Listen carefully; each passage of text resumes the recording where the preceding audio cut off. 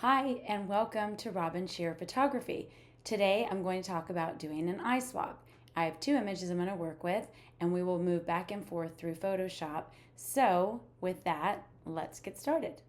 Okay, so here is the image that I would like to deliver because the dogs are looking forward, the mom and dad are kissing, but the son is not looking at the aunt. So this is the other image. I'm going to use this face to put on him in this picture. So normally what you want to do is get all your editing done in Lightroom. So we'll do a quick cleanup back here, and then we will take it into Photoshop. So with a quick cleanup, I'm going to go into 100. I'm going to use the healing tool, and I'm going to do my best to get rid of this dog here and have it match up with the shadows. So that's not working. So I'm going to have to do parts of it and then parts of it. I'm going to make the feather a little bit, incorporating a little bit more. So that's working. So I'm going to do a little bit here. So for a quick cleanup, we're going to go with that. And I'm not going to get super specific right now. So with this one, because of the coloring of her, she was more, clothing was white. A cloning is going to work better to clean that up. Same here. So I'm going to grab some just nature to put there and a little bit more cleanup here.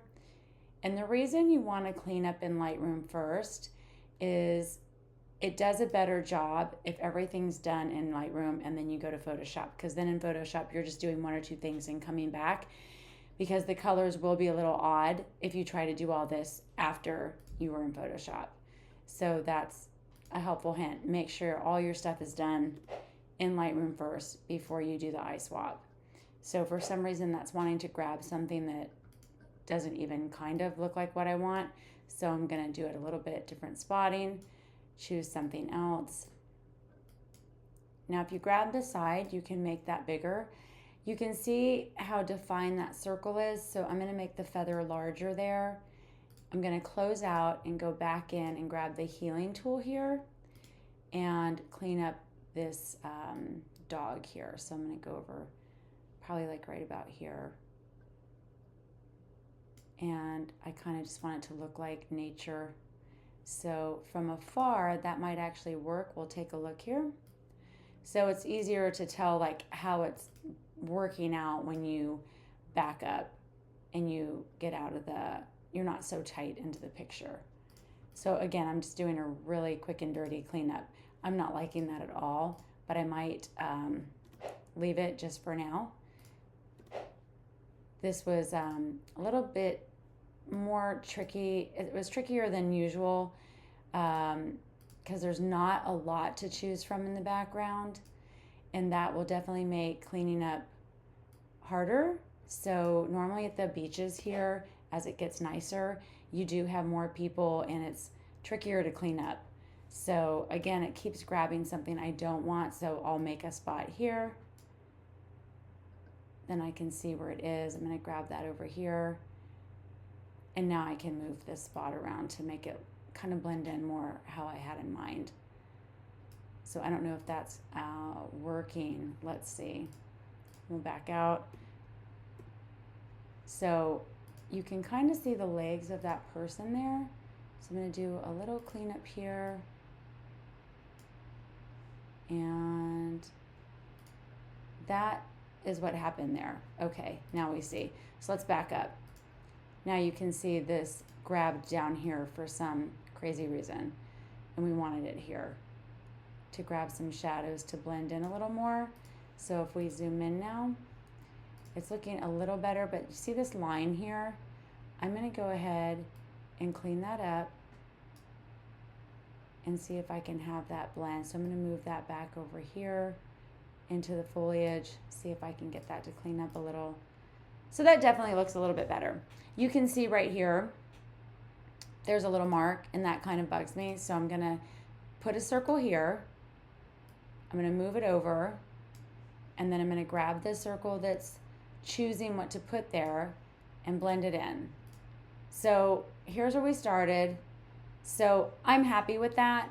I will clean this little piece up. Again, I try to get it as clean as I can. And so now I can choose where I want that. There we go. So now when we go into Photoshop, most of the cleanup is done. And again, I'm not going to fully edit this because it would take too long, but I feel like that's good enough to show you. Here's the very beginning. This is before I added my preset and then brought up the lighting. And I smoothed his skin and then realized I wanted to change his face. So what I'd like to do here is put a little eye pop on the dogs because they are looking at the camera. And I already have a brush for that called Sharp Eyes.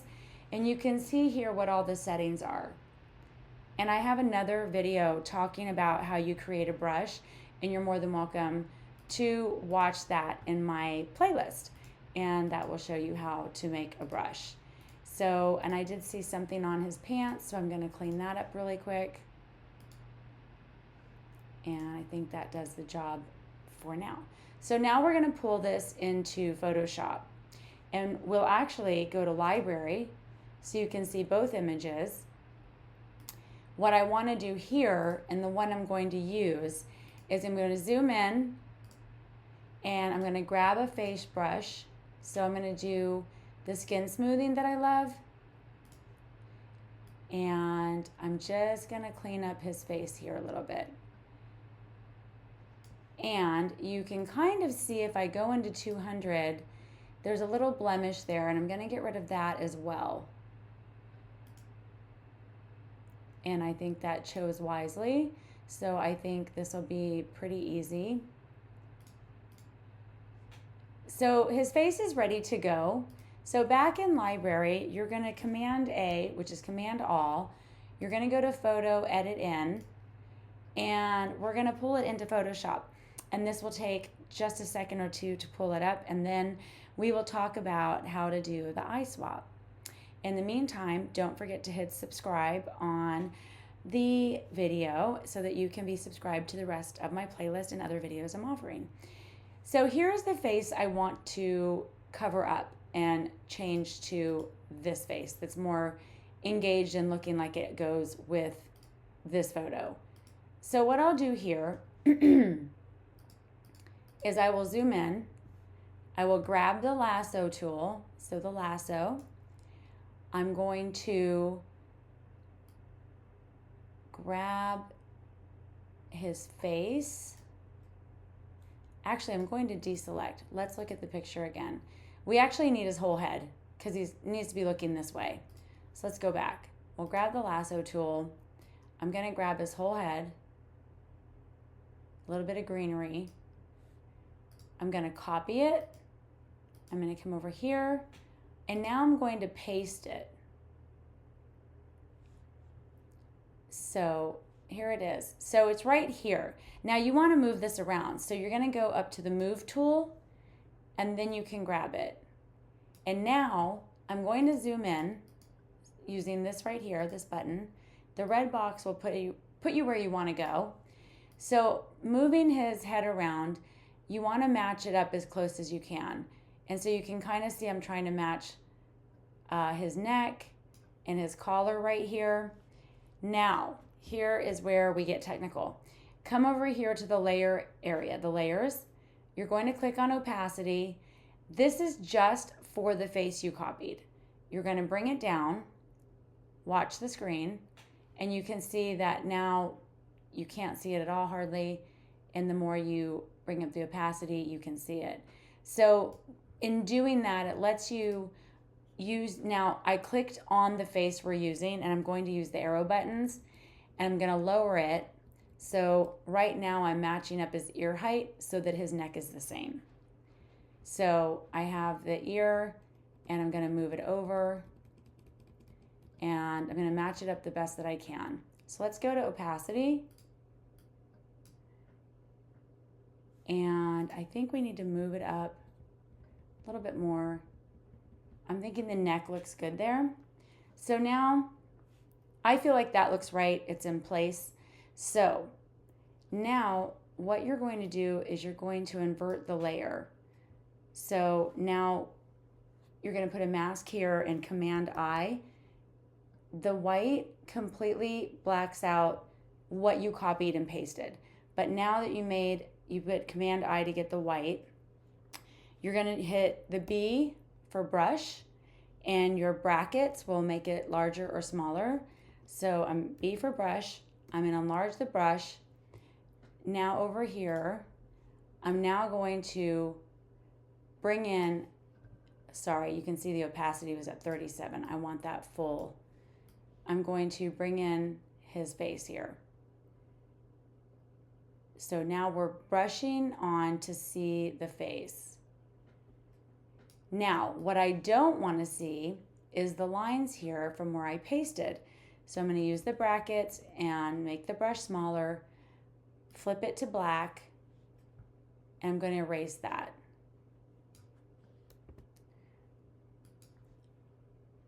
Here we go. Let's flip that to black. So I'm going to hide that. So the black hides it. So I'm going to I think my brush is a little bit too hard. So I'm going to bring down the hardness, come back in, and gently blend in that seam that showed where I cut and paste. So you can see his hair from the other face is coming out. So I'm going to flip this back over to white, come back in, cover it up, flip back to black, and make that brush smaller and blend that in a little bit so it just looks like the foliage. So now we're going to blend this in around his neck, and you want the brush to be really small here to really blend that in, and that's looking really good. And so you can't even tell here. So there's a little bit of color change here that we can fix back in Lightroom. So I'm pretty happy with this. So what you can do is zoom out and now click on the eye here, and it'll show you your change and how you blended it in. And you can see if you take a look at the foliage behind, that blended in very nice, seamlessly. His neck looks perfect. So you just have the color change from where the sun was on his face and not on his face. So you can see here, the sun not so much there, and now here. So we'll go into Lightroom and we can clean that up a little bit. So from here, I'm going to zoom out and I'm going to flatten. I have an action to flatten. You can go into the layers here, and if you right click, you can flatten here. So you can do both. So now that is, now all the layers are flattened into one image, I'm going to save it. That will automatically put it back into Lightroom. And then we'll just do a little touch up on his skin. So it is done saving. So we'll head back to Lightroom.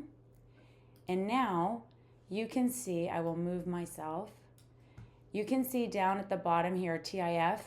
That means this is the image that came back from Photoshop.